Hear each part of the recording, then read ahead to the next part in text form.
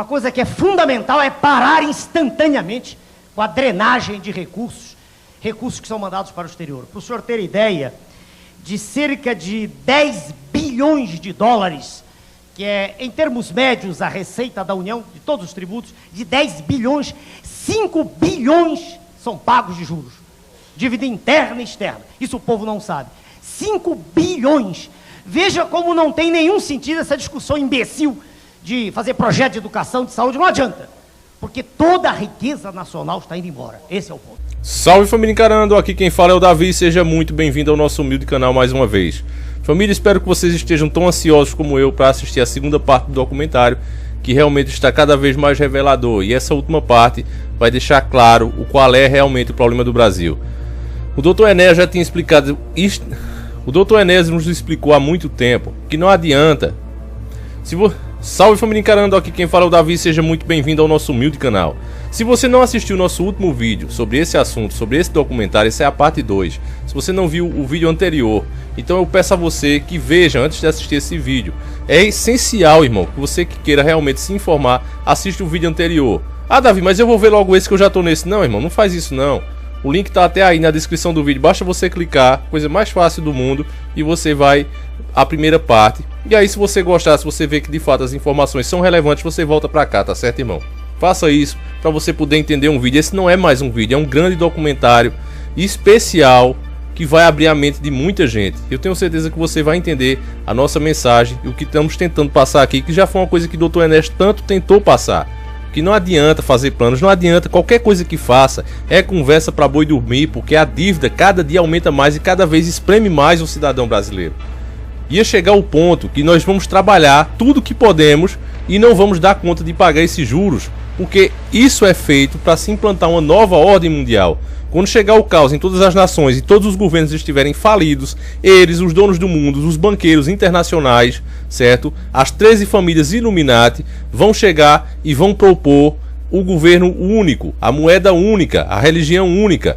Tudo isso tem que ser feito, a quebra das nações, a quebra da soberania das nações, para que esse plano terrível, esse plano que está descrito inclusive em Apocalipse, na Bíblia Sagrada, seja posto em prática. Muita gente não acredita, e o Dr. Enéas passou a vida toda tentando explicar. Então, irmão, agora que você está ciente do que ele realmente estava falando ali, vamos assistir o documentário. Não podemos mais perder tempo, porque cada minuto é precioso. E eu não sei até quando esse vídeo vai ficar no ar, então por favor, eu já peço que você deixe o like e compartilhe, irmão. É importante demais que mais uma pessoa assista. Então, pegue agora mesmo o seu pão com presunto e a vitamina de uva preta e vamos iniciar o nosso quadro. Quando fizemos a CPI da dívida pública, nossa proposta feita aqui no Congresso Nacional, certamente nós colocamos o dedo na ferida da solução da economia brasileira. E, infelizmente, não foi possível passar o relatório inteiro, mas teve uma repercussão grande e nós levamos ao Ministério Público Federal um documento de quase 1000 páginas analisando as ilegalidades, as irregularidades da dívida pública e mostrando que só uma auditoria da dívida, né, e o cancelamento dos contratos que são ilegais, irregulares e imorais, entende, poderia arrecadar para o país uma fortuna, como foi feita no Equador, em que 70% da dívida foi cancelada depois de uma auditoria proposta pelo governo equatoriano e se economizou mais de 10 bilhões de dólares naquele país. Eu tive a honra de ser uma dessas pessoas nomeadas no decreto do presidente Rafael Correa. Fui para o Equador, foi um trabalho histórico, porque tinha apoio político do presidente e tinha respaldo legal no decreto. Entregamos o relatório para o presidente Correa em setembro de 2008. Com base nesse relatório, ele já suspendeu o pagamento dos juros que seria devido em novembro e dedicou todo esse valor para investimentos em saúde e educação. Dessa forma, o Equador anulou 70% de sua dívida externa em títulos e, com esse alívio, pôde aumentar os investimentos em saúde, educação. Nesses poucos anos, já foi erradicado o analfabetismo, implementada a educação integral A saúde pública, que já não existia no Equador, foi recuperada. Investimentos impensáveis há pouco tempo em transportes, etc., estão acontecendo, enfim, mudou a realidade do país. É um exemplo para o mundo essa experiência equatoriana.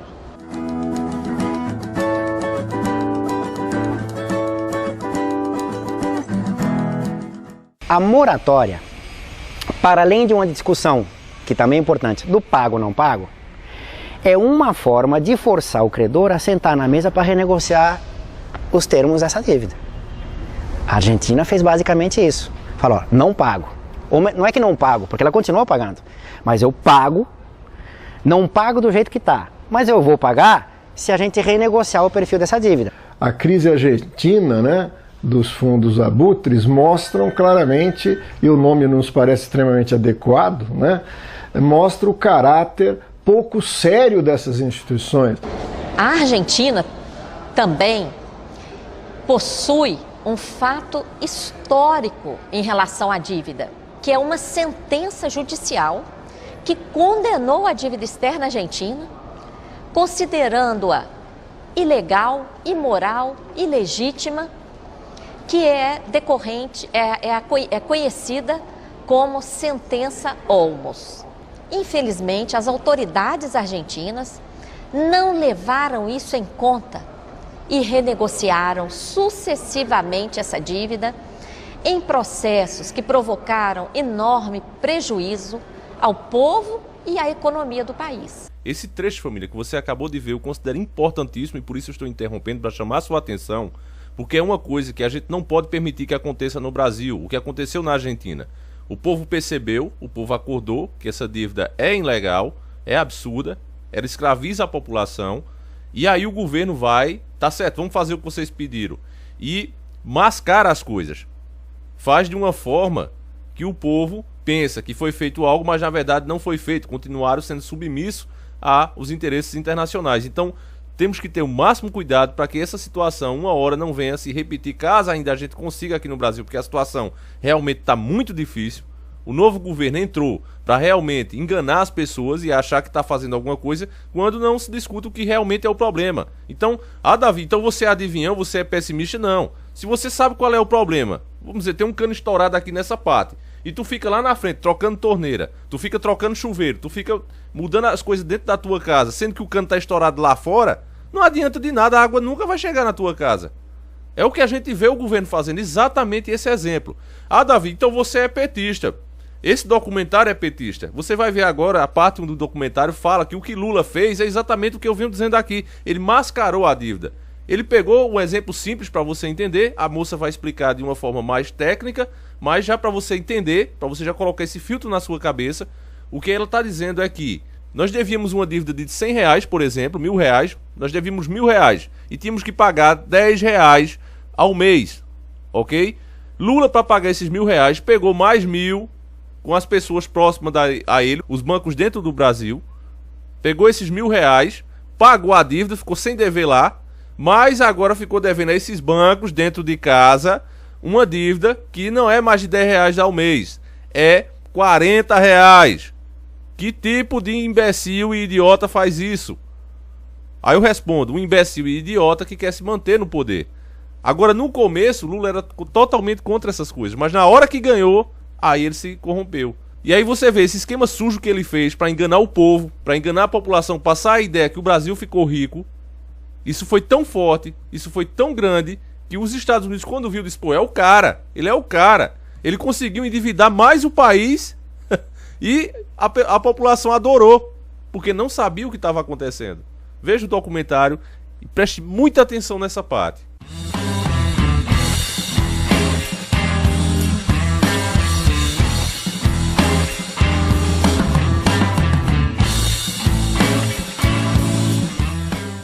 A dívida continua crescente.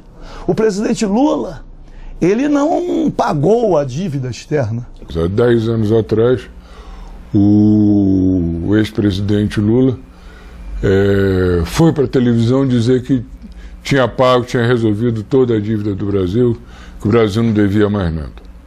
Então isso formou uma ideia na cabeça das pessoas que o Brasil tinha ficado rico. Milionário, era o país mais rico do mundo. E hoje está aparecendo aí 2 trilhões de dívida. Você trocou uma dívida com a FMI a juros baixos por uma dívida com bancos privados a juros altíssimos. O pagamento ao FMI foi um pagamento de apenas 15,5 bilhões de dólares, que aconteceu em 2005, e foi uma operação que trouxe grandes prejuízos financeiros ao país, porque a dívida com o FMI custava apenas 4% ao ano de juros. Para pagar para o FMI, o Brasil emitiu títulos da dívida interna que custavam mais de 19% ao ano de juros.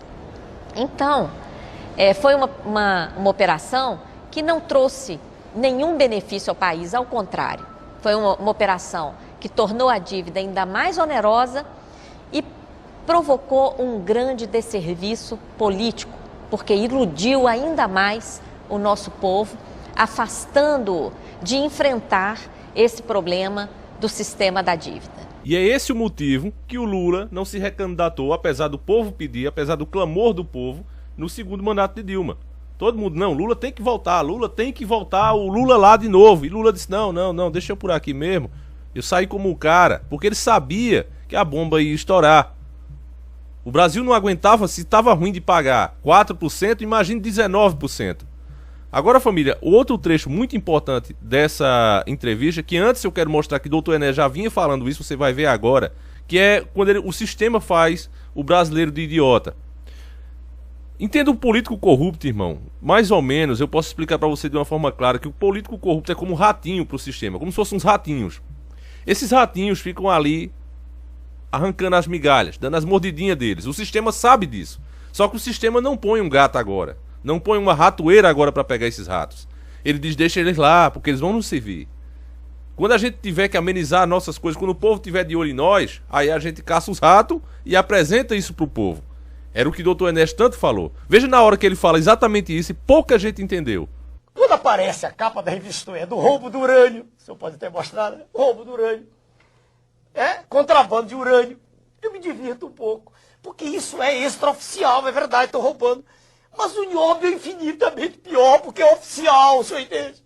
É oficial. Quer dizer, se nós calculássemos quanto é gasto nióbio em toda a indústria aeronáutica mundial, do planeta, planetária, não é verdade?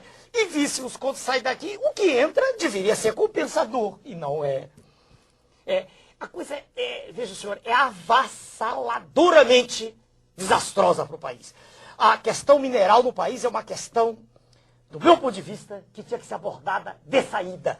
Não podia haver nenhuma concessão, porque riqueza mineral é de uma safra só, é de uma vez só. Nós não temos outra safra de nióbio, nem de quartzo, nem de manganês. Nosso manganês já está nos Estados Unidos, na Pensilvânia, compondo as chamadas reservas estratégicas, está lá. E quando o nosso manganês, ainda temos manganês, temos urucum, Mato Grosso, mas quando acabar todo, aí nós vamos comprar pelo preço que eles quiserem. Não quero fazer discurso, eu estou respondendo um pouco animado, porque essa questão mineral me preocupa há muito tempo. Eu estudei, honra ao mérito, com o almirante Gami Silva, que tomou conta daquele projeto da Amazônia, um homem culto, preparado. Estudei muito. Ninguém fala nisso. E por que o senhor não falou isso na Câmara Federal? Mas já falamos. Ninguém repercutiu isso aí? Não, essa informação não tá é muito séria. Perdoe, o seu canal é um canal voltado para a família, voltado para valores, mas isso não é geral na televisão. A televisão está preocupada em mostrar o roubo, a televisão está em mostrar essas falhas todas que aí estão. Eu costumo dizer, comparado o mensalão, a mesada dos nossos colegas que tristemente venderam suas consciências, comparado aquilo com o que nós perdemos em minério, aquilo é mesada de trombadinha. Mas o nosso homem comum, o nosso homem simples, não sabe desses valores vultosos. Então, também estão roubando. A imprensa desvia a atenção daquilo que é visceral para aquilo que é secundário. Essa é a questão. Enéas estava falando, família, desse negócio que todo mundo fica falando. Por exemplo, a Lava Jato. É muito bom que prenda esses ratões? Mas esses ratões, irmãos, eles desviam milhões, tá certo? O que são milhões compra lá dá trilhões por mês. O que é isso? É nada. Então, se concentra as atenções do povo, do judiciário, do Brasil em si, todo o Brasil, no roubo de quinquilharias, no roubo de mesada de trombadinha, enquanto o grande roubo é oficializado, é institucionalizado e ninguém vai em cima dele, porque estão preocupados com o roubo de galinha. É isso que o doutor Enéas explicou e é isso que você vai ver também agora no documentário. Acompanhe comigo. Enquanto o Supremo Tribunal Federal examinou um mensalão, que nós não estamos aqui defendendo, nós achamos que o dinheiro público ele tem que ser preservado, tem que ser investigado e os responsáveis têm que ser punidos. Mas que custou, segundo a mídia, 150 milhões, ocupou mais um ano de Supremo Tribunal Federal, a nossa causa não teve um dia do Supremo Tribunal Federal para ser examinada. A dívida ano passado levou mais de 2 bilhões por dia. Ou seja, nós tivemos, dedicados à dívida, mais de 15 mensalões por dia. E a grande mídia não denuncia isso. Ficou aí denunciando o mensalão todos os dias do ano. Enquanto 15 mensalões por dia estavam indo no ralo da dívida pública.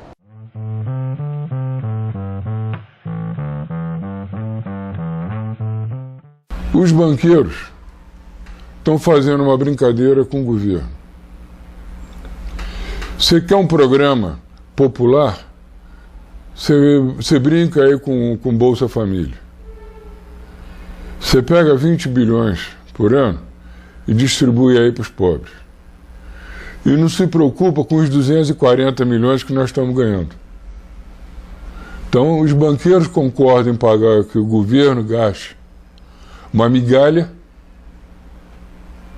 para maquiar a opinião pública, enquanto a taxa de juros, o interesse do banqueiro é 10 vezes superior àquela migalha que sai no Bolsa Família. Mais ou menos a conta é essa. A existência de política social compensatória é melhor que a inexistência de política social compensatória. Óbvio, ninguém discute isso. E essa é a base objetiva para, enfim, o governo ter esse tipo de apoio social. É melhor ter que não ter. Agora, o que eu quero discutir é por que você tem. Primeira coisa importante é o seguinte: se a política social é compensatória, é porque ela está compensando algo. E se ela está compensando, ela não está resolvendo. Então, ela vai ser necessária ad eterno. A questão é, não estou discutindo a existência da política social compensatória, é porque você não, paralelamente, não resolveu o problema que faz com que você tenha que ter uma política social compensatória. Essa é a primeira coisa. Segunda coisa é o seguinte: de que maneira isso é feito? Então, por exemplo, Minha Casa Minha Vida. Como é que se faz o Minha Casa Minha Vida? Ah, você dá casa para a população, sim. Mas você está financiando quem? Construtoras. Que tem como lógica de acumulação o quê? Como é que é a lógica de valorização do capital das construtoras? É a mesma lógica de valorização do capital fictício. Você está dando bolsas para pessoas que nunca tiveram a chance de entrar na universidade, entrar em universidade privada com subsídio de Estado. Que bom que elas entraram na universidade, porque antes não entravam. Sim, mas qual é a lógica disso? Passar recurso público para garantir valorização de universidade privada e as vagas de universidades públicas estancadas. Defender política social não é ser anti-neoliberal. O que te faz ser liberal ou neoliberal ou anti-neoliberal é a forma da política social que você implementa. Política social focalizada, compensatória, é a política social do Banco Mundial. E não venham querer me dizer que a política social do Banco Mundial é crítica, heterodoxa, anti-neoliberal, que de fato não é. Basicamente, família, o que ele disse, para quem é lá de nós, para quem não entendeu bem, para mim foi muito claro e eu acredito para a maioria, mas para quem não entendeu, o que o governo faz é mais ou menos isso. Em vez de se construir novas faculdades, em vez de se investir nisso, que é o que o povo realmente precisa, ele tapeia as pessoas. Ele, olha, nós vamos financiar aqui, ó, vamos dar dinheiro para algumas bolsas. Qual é a faculdade que você quer entrar? É tal, pronto, a gente vai pagar para você se você conseguir a bolsa. Então cria-se esse programa de bolsa para mascarar uma coisa que o governo está deixando de fazer. E o jovem fica iludido com isso e acha até bom, porque diz, ó, o governo está pagando as bolsas aí, ó. Então quem ganha o dinheiro do governo são essas faculdades. O governo desvia o dinheiro que deveria ser para construir mais faculdades, para enriquecer uma minoria dono de faculdade. O povo acha isso bom porque está entrando numa faculdade particular, mas não vê que estão deixando de fazer as públicas. Não se cria mais vagas nas áreas públicas. Você vê como é difícil entrar numa faculdade pública. Então é exatamente isso que acontece o tempo todo e o povo não percebe. O governo inventou maneiras de tapear as pessoas. A mesma coisa as construtoras. O governo, em vez de criar condições que as próprias pessoas possam construir suas casas, não, ele cria um programa para fazer umas casinhas michuruca lá, paga milhões às construtoras, dinheiro público vai para essas construtoras, enriquece mais uma vez a indústria, mas o povo acaba ficando sem condições de construir suas próprias casas e fica na dependência de esmolas. É isso que acontece. Não pergunte nada, não pergunte nada. Não pergunte nada, não pergunte nada.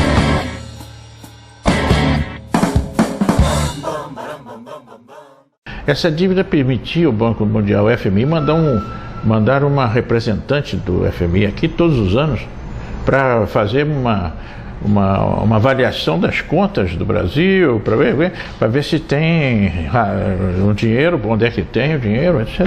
Uma situação realmente de submissão absoluta a um sistema financeiro mundial que não tem nenhuma razão, nem nunca foi previsto que existisse um sistema que permitisse ao banco ser dono do país e dizer, não, essa política não pode, essa aqui você faz. Uma coisa incrível. Não tem dinheiro para pagar a dívida? Então vocês têm que privatizar, vocês têm que leiloar, vocês têm que fazer, têm que criar leis. Tem que fazer de acordo com a orientação do FMI. Nós temos que seguir uma cartilha, queiramos ou não. Então, que dê a nossa soberania. Romper com o neoliberalismo tem custos. Só que quanto mais tempo a gente demora para romper, maiores são os custos. Mas tanto maior será o sucesso que você tem ao romper com isso, ao lidar com as questões de dívida externa, dívida pública, quanto mais apoio político, econômico e social você tem. O que significa isso? Que a integração regional é condição sine qua non. Você vê, família, que o documentário bate exatamente com tudo que a gente já vem dizendo há anos. Todos os documentários que já fizemos aqui, feitos inclusive por americanos, nem foi eu, só emprestei minha voz, fiz a dublagem, alguns nem estão mais no ar. Mas eu digo, quando você pesquisa a fundo, quando você pesquisa a sério, você vê as coisas se encaixando como se fosse realmente um quebra-cabeça que foi espalhado, mas você pode juntar as peças para entender. Para isso, a única coisa que você precisa fazer é não colocar o seu achismo nisso. É o copo d'água, irmão, o copo d'água. Se ele já estiver cheio, você não consegue pôr mais água. Você tem que secar ele. Embora que depois que você ouvir as informações, aí sim você começa a raciocinar baseado na sua inteligência, no seu estudo, no que você já sabe, tudo bem, mas na hora de ouvir a informação você tem que absorver ela. De forma neutra, de forma sem preconceito. Hoje você foi doutrinado e está sendo doutrinado a julgar o livro pela capa. Ó, esse cara é esquerdista, esse cara é direitista, então nem quero ouvir. Sendo que os dois lados são usados pelo sistema. Então nesse caso você tem que ouvir e sugar, aprender o que é de bom dos dois lados. E separar, afastar de você o que é de mal. Nesse documentário você viu claramente aí o que os governos de esquerda fizeram, maquiando a dívida, seguindo a mesma cartilha dos donos do mundo. E é o mesmo que o Bolsonaro está fazendo agora, está seguindo a risca. E pior, está com aquela cara de revolução, mas o que está fazendo é entregando exatamente como o cara falou. Vem os representantes do Banco Mundial aqui de, ó, privatiza isso, eu quero aquilo. Então aí temos um belo exemplo de esquerda e direita fazendo exatamente o que eles querem. Eu já disse, a ideologia que é implantada internamente para o sistema em si, para a geopolítica, pouco interessa. Se aqui estão ensinando LGBT dentro das escolas ou se não estão, para eles isso aí é outra questão da nova ordem mundial, porque também uma das metas deles é transformar a população, transformar ela no que já foi Sodoma e Gomorra. Então eles estão trabalhando para isso. Mas se eles tiverem que retroceder nessa área para avançar na área financeira, eles vão fazer e fizeram isso. Então, irmão, é preciso realmente abrir sua mente. Fazer esse tipo de documentário não dá audiência. Eu tenho problemas com a plataforma. Vocês viram, eu programei esse vídeo, a parte 1, para sair 7h30 da manhã e o YouTube vai e soltar 17h30. O que é que tem a ver, pelo amor de Deus? É realmente um boicote, é uma sabotagem e limitam o vídeo e eu peço análise. A gente não ganha nada. Você ó, se eu ganhasse alguma coisa, eu tava com uma porcaria de um pedaço de cabo de vassoura amarrado aqui no pano, velho, amarrado com fita. Pelo amor de Deus, velho, eu só faço esse negócio aqui porque, primeiramente, eu acredito em Deus e eu acredito que o nosso prêmio, né, vai ser na outra vida. Deus disse que os últimos vão ser os primeiros e eu acredito em Cristo. Então, eu continuo fazendo esse trabalho aqui, primeiramente por causa da minha fé. E segundo, porque alguns patrões... Esse microfone aqui, ó, eu só tenho porque os patrões financiaram, velho. 2 anos aí de Patreon, 2 anos de apoias que eu juntei tudo aí pra poder comprar algumas melhorias pro canal. Mas fazer esse tipo de conteúdo não tem futuro. O tipo de conteúdo que dá dinheiro aqui e dá, se você puxar pra um lado. Se você for esquerdista, pronto. Se eu fosse um esquerdista, com certeza vinha um esquerda aqui e financiaria meu canal. Se eu fosse um direitista, a mesma coisa. Eu já tenho um público suficiente que interessa a eles. Mas eu não vou vender vocês, eu prefiro ficar assim, com o que Deus permite que a gente faça, porque aí já é uma crença religiosa. Eu acredito que o nosso prêmio vai estar lá no outro mundo e não nesse. Então, o que adianta o homem ganhar todas as coisas do mundo e perder sua própria alma? Eu penso assim, mas a maioria não pensa assim. Acha que dá pra fazer as duas coisas e não dá. O cristianismo que é passado dentro das igrejas, a gente já mostrou aqui, é um cristianismo sendo moldado à vontade do homem. O verdadeiro cristianismo, o raiz, onde nós temos que aprender a abrir mão das coisas, a renunciar, esse aí está sendo cada vez mais substituído por doutrinas maçônicas dentro da igreja. Mas isso a gente já falou, é tema para outro assunto. Eu acho que o importante hoje é que você conseguiu entender o porquê da nossa crise atual e porque o Brasil paga e nunca melhora. A gente tem tempos de dias menos ruins, mas nunca de fato de tempos bons. E um país como é o Brasil, autossuficiente, de fato, deveria ter tudo de bom. A próxima parte do nosso documentário vai ser a última e é a parte mais polêmica, porque vamos falar da famosa Ursal, a Zona Sul. Você vai entender o que ela é e qual era a intenção dela, irmão. Você vai ver que as ideias começam na boa intenção, mas na prática ela não funciona assim. E é isso que eu vou explicar no próximo vídeo, é uma das partes mais interessantes e polêmica. Com certeza é polêmica, porque também vamos citar até Marx. Você vai entender bem as coisas como de fato elas são, tá certo? Então eu espero vocês, por favor, compartilhem, irmão. Se não for você, velho, eu não espero que o YouTube... O último vídeo, ele teve menos de 30 mil acessos, o que é ridículo. Mas Davi teve 20 mil em um dia. Nosso canal já passou dos 400 mil inscritos. Um vídeo em um dia pegar menos de 30 mil, um assunto como esse, se fosse um assunto bobo, tudo bem, mas é ridículo. Então, irmãos, eu peço a você que, por favor, compartilhe. Faça isso, por favor, para que as pessoas entendam. Porque enquanto as pessoas acharem que, não, o negócio é cortar os direitos dos trabalhadores, o negócio é vender as nossas empresas, o problema é esse vereador aí da minha cidade que tá roubando, o problema... Essas coisas mínimas, enquanto o que é oficial, o que está institucionalizado, continua saindo na nossa frente de forma legal, de forma honesta, e nós não fazemos nada. Então é isso que tem que mudar. E é por isso que esse canal aqui, ele é um perigo, ele é uma ameaça ao sistema. Esse e vários outros. Eu já disse a vocês, se eu sumir da mídia, se eu sumir aqui um dia, vocês não fiquem surpresos não.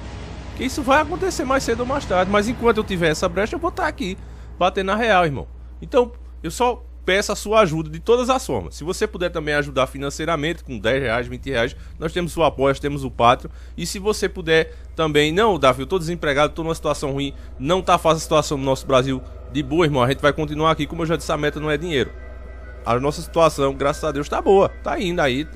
Davi, mas e se acabar aí? Nenhuma, velho, a gente continua. Não tá falando, tá bom, dá pra eu entender o áudio, então tá de boa, pra mim tá de boa. E o importante aqui é que, de fato, isso é importante, que você compartilhe, que você comente e deixe o seu like. Isso sim é o que eu peço a você, isso sim é importante, isso sim, se você não fizer, aí sim o conteúdo deixa de existir. Então, irmão, eu vou ficando por aqui, eu vou fazendo a minha parte, vocês fazem a de vocês, passando a informação adiante, conscientizando cada pessoa, tá certo? Por mais que você ache difícil as pessoas acreditar, aos poucos ela vai entendendo, porque ela vai vendo que é exatamente isso que acontece. Muitos chegaram aqui até pra debochar. Vou ver o que é que esses loucos estão falando. E aí o cara foi lá, riu, ridicularizou, deu dislike, falou um monte de besteira, aí depois aconteceu. Aí o cara volta. E é assim que acontece, porque são realidades. Teoria da conspiração, já disse, você encontra em canais de esquerda e direita. No nosso você encontra verdades, porque somos nacionalistas. Então é isso, família. Eu vou ficando por aqui e que o nosso Yahushua acompanhe e proteja vocês durante toda a semana. Eu volto amanhã, se assim o Criador permitir, com a última parte do documentário. Um abraço e tamo junto.